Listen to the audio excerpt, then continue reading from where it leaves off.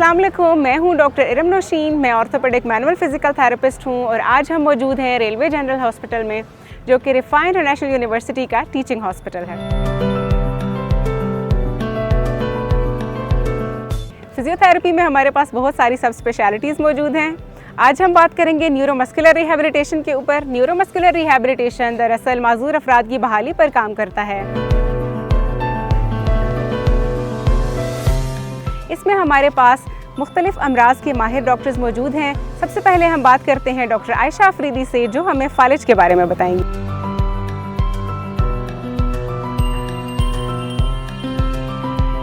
अब हम मौजूद हैं neuromuscular physical therapist doctor Ayesha Afridi के साथ।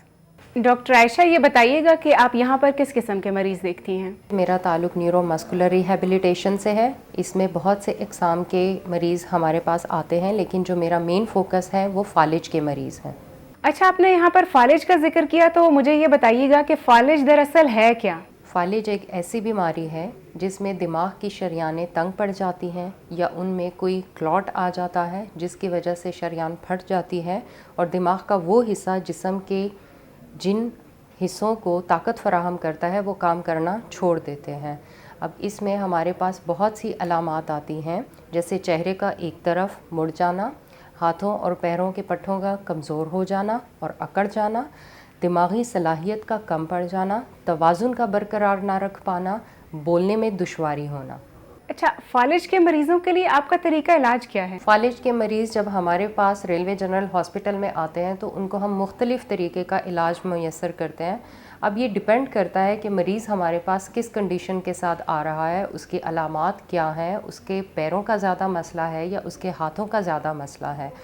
अब इसमें हम जो प्रोवाइड करते हैं उसमें पहला जो तरीका इलाज है वो है वर्चुअल रियलिटी के थ्रू। वर्चुअल रियलिटी एक ऐसा तरीका इलाज है जिसमें हम मरीज़ को एक स्क्रीन के सामने खड़ा कर देते हैं। स्क्रीन के साथ ही एक सेंसर लगा होता है जो उसके जिस्म को डिटेक्ट कर लेता है। मरीज़ अपने हाथों और पैरों को हिलाता है, जो कि स्क्रीन के ऊपर मौजूद एक कार्टून कैरेक्टर होता है उसको मिमिक कर रहा होता है या उसको कॉपी कर रहा होता है। अब इसका क्या फ़ायदा है, हम नॉर्मली भी मरीज़ को इंटरवेंशन या इलाज इस तरह मुहैया कर सकते हैं कि आप अपने हाथ को इधर घुमा लें या इधर घुमा लें। जब मरीज़ कार्टून कैरेक्टर को देखता है तो उसको ये फीडबैक मिलता है कि उसने अपने हाथ को कितने दर्जे आगे या पीछे या साइड पे हिलाना है, तो उसको सेंस ऑफ पोजीशन महसूस होती है या वो उसको देख के अपनी पोजीशन का आइडिया लगा सकता है। रिसर्च से प्रूव है कि इसके बहुत अच्छे रिजल्ट्स हैं, मरीज़ के लिए यूज़र फ्रेंडली है, मरीज़ इसको एंजॉय भी करता है, बोर नहीं होता और इसका फॉलो अप भी बहुत अच्छा है। जो दूसरा तरीका इलाज है उसमें हम कन्वेंशनल ट्रीटमेंट उसको कहा जाता है कि जनरलाइज मरीज़ के हाथों पैरों के पट्ठों को स्ट्रेचिंग दी जाती है, उनको डिफरेंट रेंजेस में मूव करवाया जाता है, उनको मोडेलिटीज़ का यूज़ करवाया जाता है, यानी मशीनें लगाई जाती हैं अगर उनको दर्द महसूस होता है तब। इसके अलावा उनको बैलेंस की यानी तवाज़ुन ठीक करने के लिए ट्रेनिंग्स दी जाती हैं। वोबल बोर्ड के ऊपर खड़ा करवाया जाता है जिसमें उनको एक साइड से दूसरी साइड या आगे से पीछे मूव करवाया जाता है। इसके अलावा उनकी गेट ट्रेनिंग की जाती है जिसमें उनको चलना या कदम लेने का तरीका बाकायदा सही तरीके से सिखाया जाता है। अब ये हम एक स्टेप के ऊपर भी करवा सकते हैं या हम मल्टीपल बहुत से स्टेप स्टेयरकेस रख के भी करवा सकते हैं। आप जो तरीका इलाज यहाँ पर फराहम करती हैं उससे मरीज़ में कितने फ़ीसद बेहतरी आती है? मेरा जो तरीका इलाज है जो मैं अपने मरीज़ों के लिए करती हूँ उसमें मेरा मेन मकसद है मरीज़ को इंडिपेंडेंट बनाना, उसको ख़ुद मुख्तार बनाना। ख़ुद मुख्तारी हम किसे कहते हैं कि मरीज़ अपने कपड़े ख़ुद बदल सके, मरीज़ अपना खाना ख़ुद खा सके, मरीज़ अपने बालों में कंघी कर सके, मरीज़ अपने मुंह के करीब बर्तन ले जा सके, गिलास ले जा सके पानी पीने के लिए। अब ये सारे काम मरीज़ के लिए मुश्किल हो जाते हैं जब उसको फालिज का अटैक होता है। अब हम क्या करते हैं कि हम मुख्तलिफ़ किस्म की एक्टिविटीज़ प्लान करते हैं मरीज़ के लिए, जो कि मोर देन 300 एक्टिविटीज़ हैं।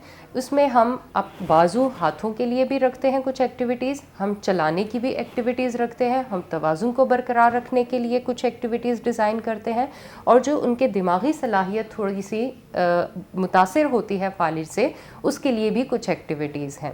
अब अगर हम हाथों की बात करें तो उसमें जैसे नॉर्मल क्लोथ्स पिन एक्टिविटी है, जो कपड़ों के साथ हम जो पिन लगाते हैं, अब उसके लिए हमें ये एक्टिविटी चाहिए है जो फालिज का मरीज़ नहीं कर पाता तो हम उससे ये रेपिटेशन करवाते हैं, क्लोथ पिन लेके उसके हाथ में पकड़ाते हैं और वो ये एक्टिविटी करता है। इसके अलावा जूते के तस्मे बांधना, अब हम जूते का एक टेम्पलेट प्रोवाइड करते हैं मरीज़ को और वो उसके तस्मे बांधने की प्रैक्टिस करता है। इसके अलावा अगर हमने इस कलाई के ऊपर हरकत देनी है तो हम मरीज़ से कुछ ड्रॉ करवा लेते हैं, कोई ड्राइंग करवा लेते हैं पेज पे या वाइट बोर्ड के ऊपर।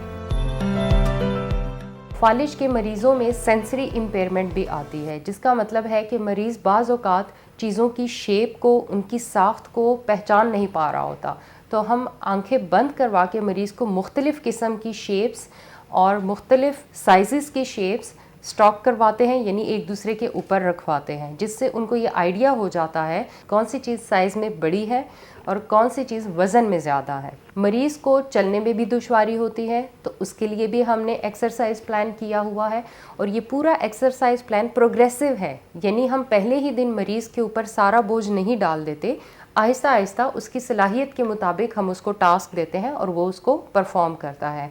अगर मरीज़ खड़ा ही नहीं हो पाता तो पहले हम उसको बैठने से खड़े होने की ट्रेनिंग करवाते हैं। जब वो इंडिपेंडेंटली खड़ा होना शुरू कर देता है फिर हम उसका स्टेप यानी कदम आगे रखवाते हैं।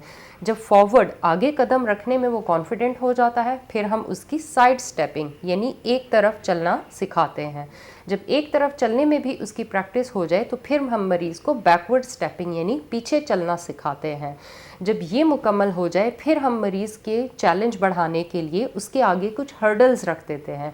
उन हर्डल्स में से क्रॉस करके मरीज़ ने फॉरवर्ड स्टेपिंग यानी आगे भी चलना है, साइड स्टेपिंग भी करनी है। जब इससे भी मरीज़ आगे निकल जाता है तो फिर हम ज़मीन के ऊपर डिफरेंट सरफेसेस बिछा के उसके ऊपर मरीज़ को चलाते हैं। जैसे हम मैट्रेस की सरफेस रख सकते हैं, मैट्रेस के ऊपर मरीज़ को चलने में मज़ीद दुश्वारी होती है लेकिन ये दुश्वारी उनके लिए बेहतर है, उनको इससे एक सेंसरी इंफॉर्मेशन जाती है और वो चैलेंज करता है उनके दिमाग को।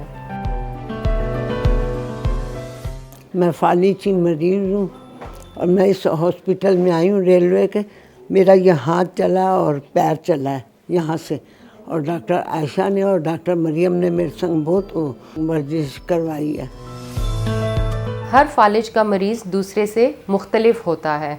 हमारे पास आने वाला हर मरीज़ अपनी बेसलाइन यानी बिल्कुल पहले दिन आके अपनी असेसमेंट करवाता है और हम प्रोग्रेसिवली अपनी इंटरवेंशन या इलाज मुहैया करने के 1-2 हफ्ते बाद दोबारा उसकी असेसमेंट करते हैं।